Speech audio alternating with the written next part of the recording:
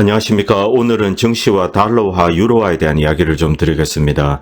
지난주에 미국 증시가 기술적으로 반등할 때가 된 것 같다 그런 말씀을 드렸는데 오늘 한 2% 정도 반등을 했습니다. 그러나 추세적인 반등보다는 기술적으로 반등 그 정도로 받아들이시면 될 것 같습니다. 여기서 이제 좀 더 오를 수는 있지만은 어느 시점에 가서 다시 이제 경제 펀더멘털을 반영해서 다시 내리기 시작할 것으로 생각됩니다. 그런데 오늘 증시 반등의 진짜 이유를 여러분들이 꼭 아셔야 돼서 제가 이제 급하게 좀 이런 방송을 만들었습니다. 실은 어제 이제 일부 내용을 만들었다가 오늘 이제 여러 가지 소식들이 나와서 제가 추가해서 다시 녹음을 했습니다.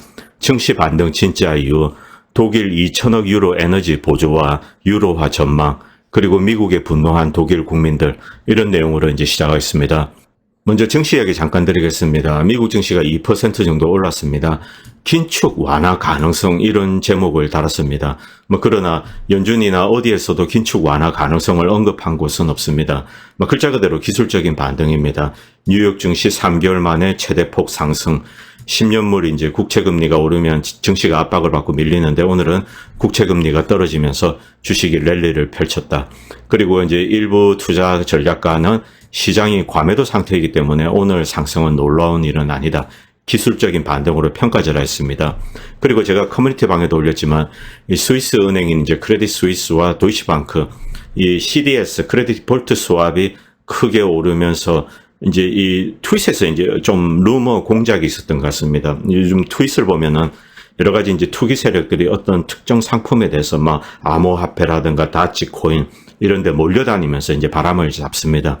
늘 바람 잡는 애들이 바람 잡는 것을 봐서 아직은 이제 심각한 위기 상황은 아니기 때문에 이것은 좀 무시해도 좋다, 이런 내용을 제가 이제 이 커뮤니티 방에 올렸습니다. 자, 그리고 미국 제조업 지수가 이제 둔화되었습니다. 50.9니까는 여전히 아직은 팽창 추세입니다. 저는 계속 이제 인플레가 진행되다가 어느 순간에 이게 멈추게 됩니다. 그리고 디플레이션으로 전환이 되는데 이제 자산 버블이 함께 붕괴하는 거죠. 그리고 아주 길고 긴 터널을 지나게 될 거다.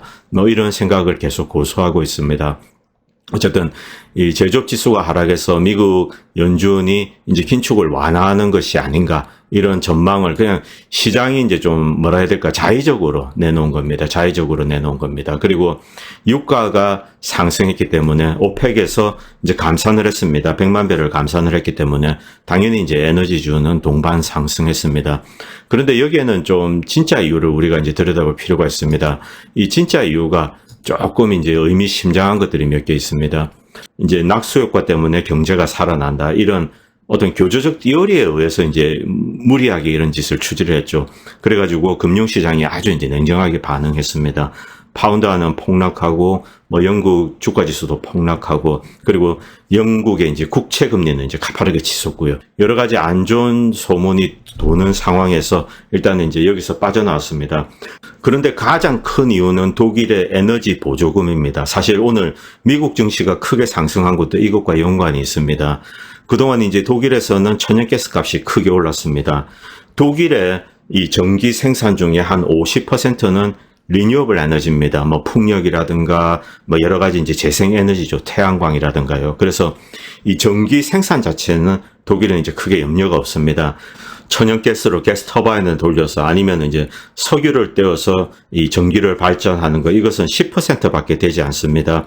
이 재생에너지가 50% 이상을 차지하기 때문에 이 독일의 전기 사정은 나쁘지 않습니다. 그런데 이 독일 기업들, 특히 이 중화 기업들이 천연가스에 전적으로 의존하고 있습니다.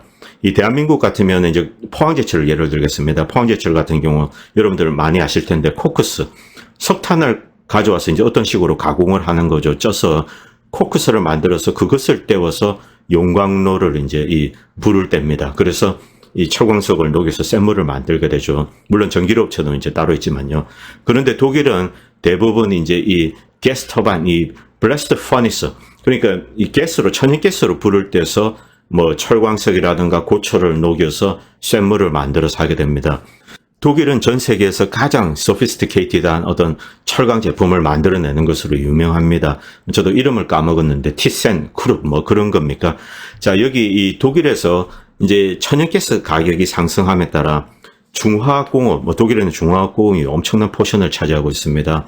이들이 이제 견딜 수가 없게 되는 겁니다. 그래서 계속 정부에 이 어떤 에너지 보조를 요구했습니다. 이 천연가스의 프라이스 캡, 어떤 이상의 돈을 받지 말도록 해달라. 결국 이 시장 논리가 있는데 그것을 어긋나는 겁니다.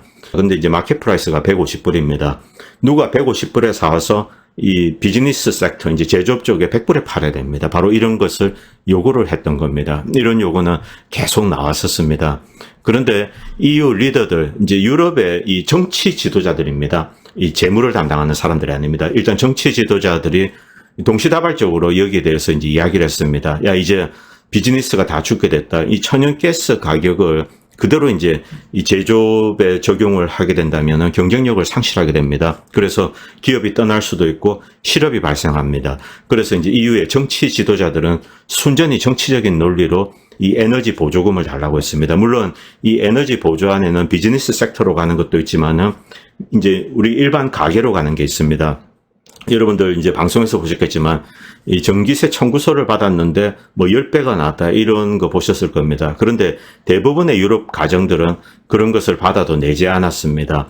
뭐 독일이나 프랑스 같은 경우는 이 미리 이제 특히 마크롱 정부는 미리 선제적으로 보조금을 은밀하게 줘왔습니다. 그래서 전기 요금이 크게 오르지 않았고 독일도 마찬가지인데, 그런데 이제 뭐 이탈리아 같은데 이런 이제 뻥뻥 이렇게 날라온 게 있습니다. 주민들은 안 냈습니다. 그리고 이제 정부도 결국 거기에 대해서 이제 어떤 보조금을 결국은 줄 수밖에 없는 상황입니다. 결국 이 국민들의 불만, 비즈니스 쪽의 불만이 폭발하니까 EU 지도자들이 자, 이 가스의 프라이스 캡을 씌우자 이렇게 이야기를 한 겁니다. 그래서 이제 인플레이션을 낮추겠다. 좀 황당한 논리입니다. 왜 이게 틀린지 제가 조금 뒤에서 말씀드리겠습니다. 그리고 가장 중요한 뉴스는 독일은 유럽 경제의 기관차입니다. 독일에서 지난주 금요일, 토요일부터 이런 이야기가 나왔습니다. 2천억 유로입니다. 2천억 유로 정도의 어떤 이제 천연가스 에너지 보조금을 주겠다. 이제 이런 안을 일단 숄츠나 그의 주변에 이제 리버럴 정권들이 꺼내기 시작했습니다. 그런데 이 내용은 좀 황당합니다. 제가 뒤에서 좀 다시 설명드리겠습니다. 그래서 EU의 안티트러스트, 이제 EU의 이제 뭐 어떤 공정성을 관리하는 데가 있습니다. 안티트러스트는 이제 단합을 하는 거죠. 이 독일 정부에서 보조금을 왕창 주고 독일 기업들이 경쟁력을 가지게 되면 다른 국가들의 이 기업들이 만든 제품이랑 게임이 되지 않는 겁니다. 독일은 이제 보조금을 주는 겁니다. 정부 보조금을. 있을 수가 없는 일이죠. 그래서 이 유럽의 이제 EU의 안티트러스트 단체가 들여다보겠다 뭐 이런 얘기를 했지만 이것은 유명무실합니다. 왜냐하면 독일은 사실 먼저 선제적으로 제시했던 것 뿐입니다. 결국 EU 소속 국가들 모두가 여기에 조인할 것으로 그렇게 추정되고 있습니다. 특히 이 유로존 이야기입니다. 모니터리 재정과 관련된 건 어차피 유로존에서 이제 거쳐야 됩니다. 자, 독일에서 2천억 유로, 한화로는 뭐 한 280조 정도 될까요? 한 280조 정도의 엄청난 이제 이 에너지 보조금이 가게도 가고 또 비즈니스 섹터로 가게 됩니다. 물론 여기에 대해서 이제 이 원론적인 이야기를 하는 사람들은 있습니다. EU의 이제 안티트러스트에서는 여기에 대해서 들여다보겠다. 독일과 이야기를 하겠다. 그리고 이 크리틱스들, 뭐 여기에 대해서 이제 비판하는 사람들이 있습니다. 이것은 시장에서의 공정 경쟁이라는 것을 훼손하는 겁니다. 독일 정부가 독일 기업에 보조금을 주게 됩니다. 원칙적으로는 맞지 않는 이야기죠. 자, 2천억 유로에 주게 됩니다. 자, 여기서 굉장히 중요한 게 있습니다. 2천억 유로인데 이 2천억 유로를 독일에 주면은 다른 나라들은 가만히 있을 수가 없게 됩니다. 결국 이쪽 저쪽 프랑스, 독일, 물론 이제 뒤에서 다 얘기는 됐을 거라고 저는 생각합니다. 결국 유로존 전체로 했을 때 2천억 유로가 아니고 뭐 저도 정확한 금액은 어떻게 할 수 없습니다만 한 1 트릴리언 유로 정도 될 수 있습니다. 자, 독일이 한 280조 정도, 독일의 경제가 가장 크죠. 그리고 뭐 이 나라 저 나라 다 합쳤으면은 1 트릴리언 유로가 넘을 수가 있게 되는 겁니다. 1,400조가 넘게 되는 거죠. 1,400조. 자, 리만 브라더스 터졌을 때 이제 두 차례에 걸쳐서 7천억 불 두 차례에 걸쳐서 이제 이 공적 자금이 나갔는데 그거 다 합친 게 이제 1.4 트릴리언 달러 정도 됩니다. 결국 거기에 맞먹는 엄청난 금액에 돈이 찍힌다는 겁니다. 여기서 중요한 것은 기존 독일 정부의 예산에서 이것을 만드는 것이 아닙니다. 기존 독일 정부 예산은 그대로 두고 원타임으로 새로 만드는 거죠. 결국 뭐 유로본드를 발행한다든가 어떤 식으로든 해결을 해야 됩니다. 그런데 우리가 이제 유로존에 대해서 잘 아시는 분들, 유로화의 기원, 이 마스트리히트 조약. 자, 과거에 이제 몇십 년 전에 유럽 국가들이 모여서 이제 이 EU 그리고 좁게는 유로존을 만들기 위해서 재정에 관해서 엄격한 룰을 정했습니다. 이제 국가 부채에 관련된 거죠. 국가 부채에 관련돼서 이 선을 준수하기로 약속을 하고 이렇게 이제 EU 좁게는 유로존으로 이렇게 모여든 겁니다. 그런데 독일 정부는 기존 독일 정부 예산의 안에서 이제 이렇게 빼온 것이 아니라 새로 원타임으로 이제 2천억 유로를 이렇게 딱 잡은 겁니다. 독일이 이렇게 했다는 이야기는 모든 국가들이 다 똑같이 해야 된다는 겁니다. 결국 뭐 제 개인적인 추정에는 이제 제가 편의상 1 트릴리언 유로라고 했는데 뭐 1.4 트릴리언 유로 정도 될 것 같습니다. 결국 이것은 무슨 뜻인가? 이 1 트릴리언, 1.4 트릴리언 달러 정도를 새로 찍어내야 된다는 얘기입니다. 돈을 찍는 것, 머니 프린팅 이야기입니다. 결국 유로화가 이제 통화 증발이 된다. 그렇게 보시면 됩니다. 자, 여기 보시면은 유로피안 센트럴 뱅크에서 자, 인플레이션에 대해서 우려하고 이거 다 원론적인 이야기입니다. 이제 일단 ECB에서는 인플레이션을 컨트롤해야 될 의무가 있습니다. 야, 10%로 지금 독일이 CPI가 10%입니다. 그런데 이것을 통제해야 되는데 아니 독일이 감히 2천억 유로를 돈을 찍어내? 근데 안 되죠. 당연히 이제 ECB랑 합의를 봐야 됩니다. 독일은 어쨌든 유로존 소속 국가입니다. 자, 유로존 소속 국가이기 때문에 독일 혼자 하지 않는다. 결국은 다 한다는 겁니다. 뭐 네덜란드, 오스트리아, 뭐 저기 프랑스, 이탈리아, 스페인 모두 다 함께 이 에너지 보조를 주게 된다는 겁니다. 에너지 보조를 어떻게 주는가? 뭐 1몇 트릴리언 달러를 찍어내서 돈을 찍어서 주게 된다는 겁니다. 그만큼 또 유로본드를 발행하게 되겠죠. 혹은 뭐 다른 방식으로 어쨌든 새로 통화를 이제 돈을 찍어서 한다는 겁니다. 뭐 돈을 엄청나게 찍어야 될 겁니다. 바로 이 소식 때문에 야, 유럽에서 통화 증발한다. 즉 이 미국 같은 경우 지금 통화량을 줄이고 있습니다. 아, 유럽에서 연애 지금 이제 경제 상황이 그러니까 이 미국도 좀 완화하지 않겠는가. 바로 이런 이유 때문에 오늘 이제 증시가 올랐던 겁니다. 자, 이것은 뭐 거의 될 것 같습니다. 왜냐하면 이 이야기는 지금 유럽은 뭐 대부분의 정권들이 지금 휩쓸려갈 판입니다. 국민들의 분노가 하늘을 치솟고 있죠. 그리고 지난번에 보셨겠지만 뭐 10배짜리 전기요금 고지서가 나왔는데 낸 가게는 아무 데도 없습니다. 그냥 다 배째라고 들어놓고 정부도 뭐 어떻게 할 수가 없는 거죠. 자, 그래서 뭐 다양한 방식으로 뭐 먼저 선제적으로 이 보조금을 준 데가 있습니다. 뭐 스페인, 프랑스, 그 독일도 마찬가지입니다. 독일도 숨어서는 전기세가 이제 이만큼이 실제 마켓 프라이스인데 줄여서 고지서를 발행하는 거죠. 그래서 국민들이 실제 체감을 하지 못하게 한 상태에서 계속하면서 그러나 기업은 좀 다릅니다. 기업은 당장 이제 천연가스를 사와야 됩니다. 자, 여기서 이제 심각한 문제가 발생한 겁니다. 그래서 이 정부가 한 달 이상 준비를 했다가 이제 이번에 발표를 하고 여러 가지 잡음은 있지만 뭐 얘네들은 이제 초이스가 없는 거죠. 결국 이번에 이제 독일이 지금 뭐 유가 천연가스 가격 상승을 어떤 방식으로 돌파를 하느냐. 돈을 찍어서 돌파를 한다. 이 뜻입니다. 1몇 트릴리언 달러 정도를 찍어야 될 겁니다. 엄청난 돈입니다. 엄청난 돈입니다. 뭐 결국 오늘 증시가 상승한 것은 유럽에서 돈을 찍는다. 그러면 미국도 이제 긴축이 완화되지 않겠는가 뭐 그런 전망을 하는데 그런데 이제 여기서 우리가 가장 먼저 생각해야 되는 것이 환율입니다. 이것은 포렉스 시장에서 미국 달러는 이제 계속 강세, 캐네디언 달러, 오스트레일리안 달러, 뭐 유로, 영국 파운드, 재패니스 엔 이렇게 다 하락하고 있습니다. 에너지가 희소한 국가들이 이렇게 하락하고 있죠. 카나다 달러 같은 경우는 카나다는 산유국인데도 이렇게 하락하고 있습니다. 미국은 상당히 이제 의도적으로 이렇게 이제 긴축을 해 나가고 있습니다. 자, 미국이 이런 추세를 바꿀까? 저는 그렇게 생각하지 않습니다. 미국은 스피드는 좀 조절할 수 있지만은 계속 이와 같은 추세로 나갈 수밖에 없습니다. 자, 여기서 유로가 추가로 이제 돈을 더 찍어낸다. 이런 이야기가 나왔습니다. 그 경우 일단 유로는 어느 시점에서 만약 이것이 확정이 되게 되면은 자, 1몇 트릴리언 달러를 더 찍습니다. 이 경우는 유로가 다시 한번 이렇게 하락할 수밖에 없는 그런 상황이 처할 것 같습니다. 뭐 브리티시 파운드 이쪽도 마찬가지일 겁니다. 영국도 보조금을 줘야 될 거고 그리고 일본 같은 경우도 당연히 이제 뭐 어떤 형태로든 보조금을 줄 겁니다. 뭐 한국도 줄지 모르겠습니다만 일단 US 달러 강세가 유지된다. 이것을 이제 일단 우리가 먼저 명심해야 됩니다. 뭐 좀 여담입니다만 이 대부분이 미국의 친구들입니다. 미국의 친구들은 이렇게 하락하고 있고 미국 달러보다 더 오른 돈은 루블입니다. 미국의 적입니다. 그래서 키신저가 과거에 미국의 적이 되는 것보다 미국의 친구가 되는 게 더 위험하다. 좀 농담 섞인 이야기를 했는데 미국은 제국으로서 이렇게 주변에 이 위성 국가들을 먼저 착취한다. 바로 이것을 이제 좀 조크 삼아 이야기를 했습니다. 자, 어쨌든 미국 달러 강세는 이제 계속 유지되고 유로나 브리티시 파운드는 일단 계속 이제 좀 하락할 것으로 그렇게 생각할 필요가 있습니다. 자, 여기서 이제 다시 좀 돌아오도록 하겠습니다. 자, 그리고 이제 제가 시리아에 대한 이야기를 좀 드렸는데, 뭐 많은 사람들이 미국이 어떻게 시리아에 들어가서 석유를 훔친단 말이냐, 미국처럼 착한 나라가 미국의 정의의 사도인데 왜 시리아에서 석유를 훔쳐, 그리고 왜 미국이 시리아 내전을 유발해.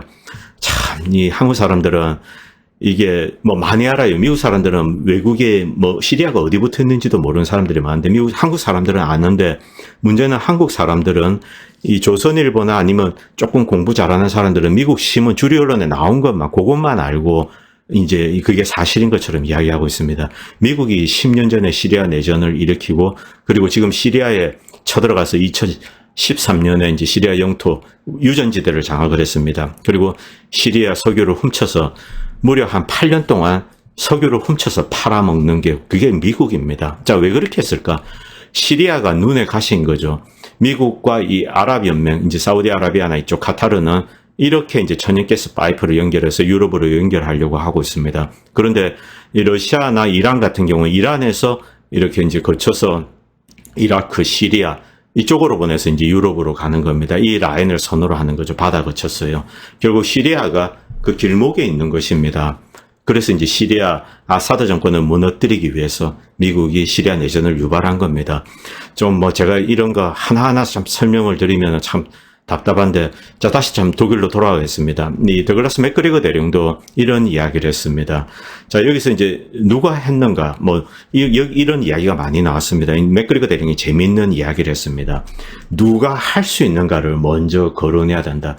이 러시아가 이제 자기 파이프를 깨트리지 않았다는 거, 그것은 뭐 너무 명백한 사실이다. 그런데 누가 했는가를 추적하기 전에 누가 할 수 있는가, 이런 작전을 할 수 있는 군사적인 역량을 가진 국가는 영국의 이제 로얄 네이비, 영국 해군과 그리고 미국 해군밖에 없다. 그래서 I think 이것은 이제 매우 명백하다, 이런 이야기를 했습니다. 현재 독일인의 심정을 묘사하라면 저는 이제 이 사진을 올리고 싶습니다. 뭐 대한민국 사람들은 다 알 겁니다. 엄마도 사람이야, 사람. 이렇게 이제 하소연하는 거죠. 엄마를 무시하고 아예 대꾸도 하지 않고. 이 친구가 이제 좀 히키코모리 기질이 있는 것 같습니다. 여러분들 다 아시는 사진입니다. 독일인도 사람입니다. 그런데 미국은 철저하게 독일을 한 방향으로 유도를 하고 있습니다. 독일인의 생각, 독일인이 무엇을 원하는지 이런 것은 깡그리 무시하고 대러 제재에 동참해서 에너지를 이제 값싼 러시아 가스에 의존하는 이 상황을 이제 의도적으로 끊어버린 겁니다. 그것도 모자라서 이 노스트림 1, 2 가스 파이프가 날아갔죠. 그런데 이 사건은 굉장히 충격적입니다. 뭐 전쟁이라든가 사보타지는 적성국 간에 있을 수가 있습니다. 그러나 이 노스트림 파이프는 독일의 자본, 독일의 기술, 그리고 독일의 금융이 이제 이 스위스에서 프로젝트 파이낸싱을 해서 또 자금을 조달을 합니다. 이것은 뭐 독일의 힘으로 만들었다고 할 수 있습니다. 물론 러시아는 어느 정도 이제 지분을 가지고 있습니다. 그런데 이 독일은 이 가스 파이프가 두 개가 이제 사보타지로 폭파되는 것을 그냥 눈 뜨고 가만히 보고 있어야 됩니다. 그리고 누가 했는지 국민들은 다 알고 있습니다. 그렇지만은 그를 이제 범인이라고 지목을 못하는 이런 황당한 상황이죠. 그리고 독일의 지도부들 숄츠는 그래도 이제 이 바이든을 끌려다니고 있습니다. 여기에 이제 독일 국민들이 분노하기 시작했습니다.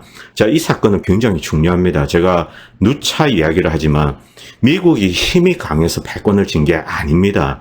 미국은 강한 국가 중에 하나입니다. 물론 가장 강한 국가는 맞습니다.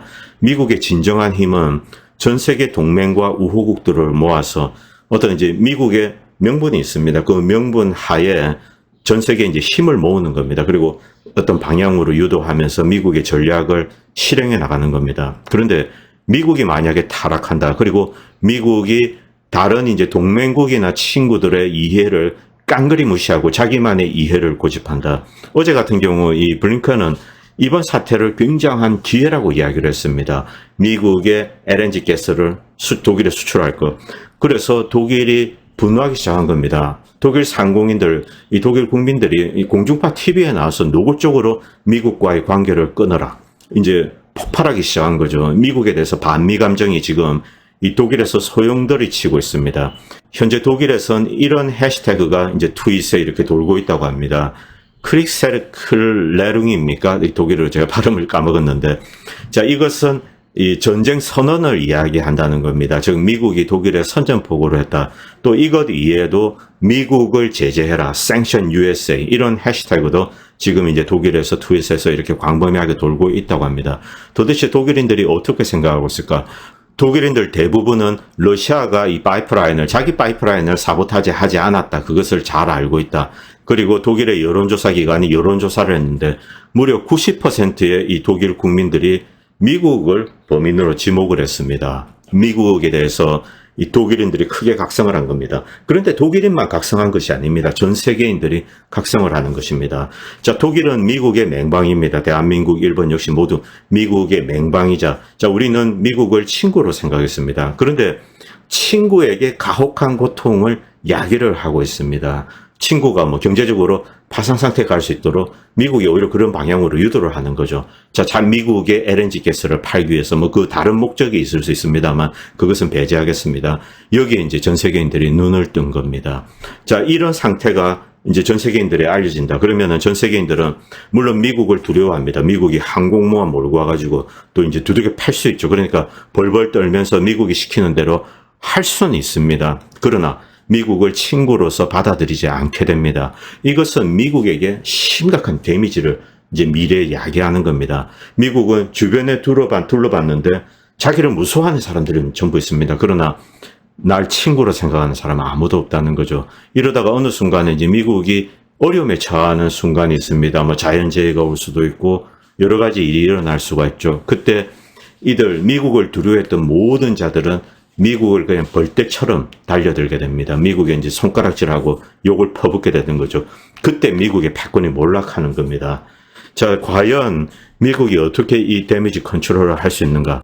여기서 미국 상황으로 잠깐 돌아오겠습니다. 미국은 앞으로 어떻게 될 것인가? 먼저 이 차트를 잠깐 보시기 바랍니다. 여러 가지를 함축하고 있기 때문에 제가 좀 소개해 드리겠습니다. 이 US Fed 리버스 리포입니다. 리버스 리포 퍼슬리리 이 그래프입니다. 이건 좀 추가 설명이 필요한데 대부분의 일반인들은 이게 뭔지 알 수가 없습니다. 뭐 리포나 리버스 리포 자체가 은행 간에 이제 벌어지기 때문에 그렇습니다. 일단 리포는 내일 내가 이제 다시 어떤 국채라든가 여러 가지 채권을 다시 되사는 조건으로 오늘 팔아서 이렇게 이제 자금을 조달합니다. 단기 자금 조달이죠. 은행 간, 그리고 은행과 중앙은행 간 여러 가지 이제 리포 거래가 벌어집니다. 리포의 어떤 이제 리포 금리가 급등하게 되면은 시중 은행 간의 자금이 경색된다. 뭐 이런 이야기가 나오게 되는 거죠. 그래서 많은 사람들은 이 리포 금리를 이제 주목해서 보게 됩니다. 뭐 시장의 이제 유동성이 어떤 척도라고 할 수 있습니다. 자, 연준이 돈을 찍어낸다. 뭐 미국 재무부가 이제 국채를 발행하고 연준이 돈을 찍습니다. 자, 연준이 돈을 찍으면은 일단 처음으로 이제 프라이머리 랜더, 소위 이 대규모 은행들이 있습니다. 큰 은행들, 이 체이스 뱅크 혹은 이제 JP 모건 같은 이들을 프라이머리 랜더라고 부르게 됩니다. 이들이 다시 자금을 시중으로 세컨더리 랜드에게 보내는 거죠. 뭐 세컨더리는 작은 은행들, 뭐 증권사, 그리고 투자기관, 큰 손들, 이런데 기업, 이런데 이제 돈을 빌려주게 되는 겁니다. 이때 비로소 이제 시중에 돈이 돌게 되는 겁니다. 그게 이제 경제를 활성화하고 그런 건데, 자, 은행 간에 이제 어떤 국채를 담보로 이제 내일 되사는 조건으로 일단 자금을 융통하는 거, 이것을 리포라고 합니다. 여기서 리버스 리포는 다시 돈이 연준으로 들어간다는 컨셉으로 이 리버스 리포라고 합니다. 계약 형태는 똑같습니다. 내일 이제 국채를 대사하는 조건으로 이렇게 이제 돈을 빌려오게 됩니다. 그런데 이제 연준이 이 국채를 대사하는 조건으로 이제 돈을 빌려옵니다. 그것이 연준 안에 그대로 있는 겁니다. 자, 돈을 커머셜 뱅크가 오히려 역으로 연준에 빌려준다는 뜻입니다. 그리고 이 커머셜 뱅크는 이제 거기다가 리포, 이 프리미엄을 얹습니다. 이제 페더럴 펀드 레이트로 연준이 3.00에 3.땡땡에 이제 돈을 빌려준다. 이렇게 가정하겠습니다. 그러면은 이 처음에 이제 프라이머리 렌더가 세컨더리 렌더로 돈을 풀지 않고 다시 연준에 돈을 빌려주는 겁니다. 자, 3.05, 0.05 정도의 프리미엄을 얹어서 이제 연준에 빌려주게 되는 거죠.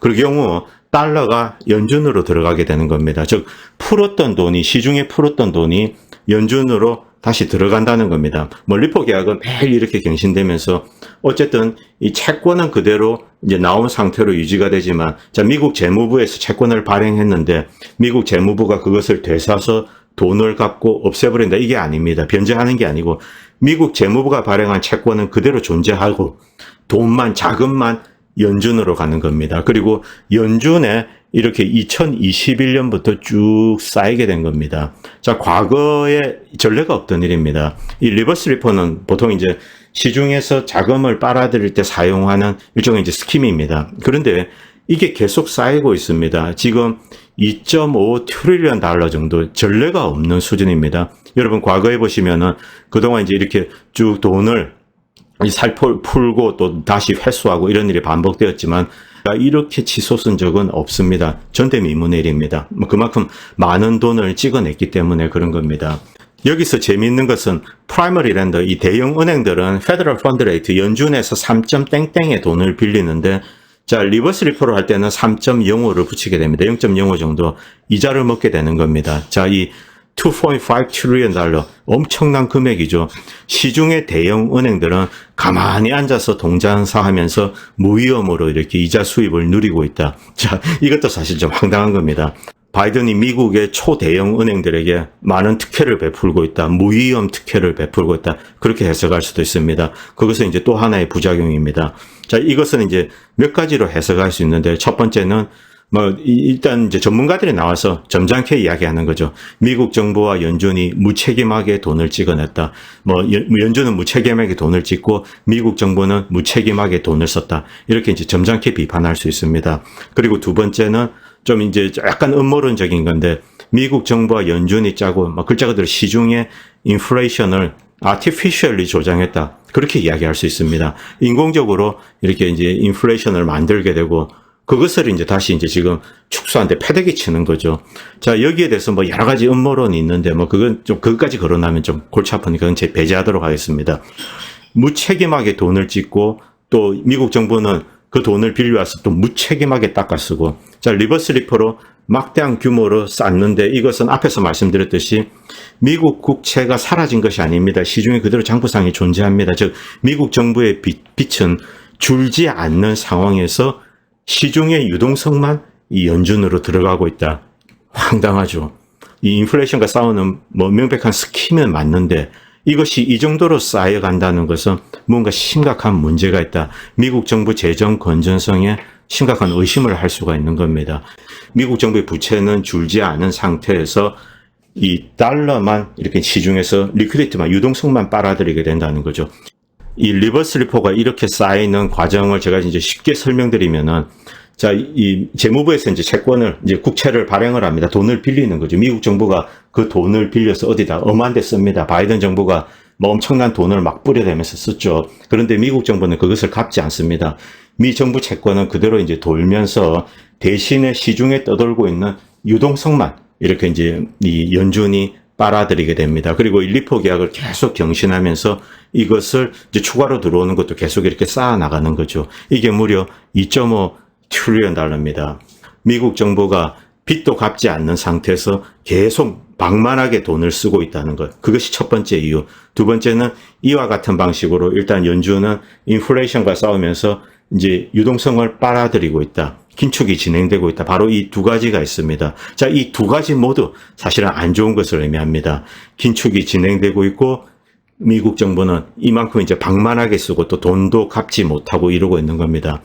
지난 이제 코비드 때 한 2년 동안 특히 이 바이든 정권 때 얼마나 많은 돈을 뿌려댔습니까? 그리고 엄한 데 다 썼습니다. 온갖 복지 정책에 다 뿌려대고, 그리고 우크라이나에도 쏟아붓고 있고, 지금 말도 못하게 방만한 행정을 하고 있는 게 바이든 행정부입니다. 그래서 국가 재정은 전혀 돌보지 않고, 국가 재정 건전성은 전혀 돌보지 않고, 빚이 돌아오면 갚아야 되는데 갚지도 않고, 미국채는 그대로 이제 시중에 떠돌고 있고, 이 리버스 리포를 이용해서 인플레이션과 싸우기 위해서 이 연준이 유동성을 빨아들이고 있고 황당한 상황이죠. 황당한 상황.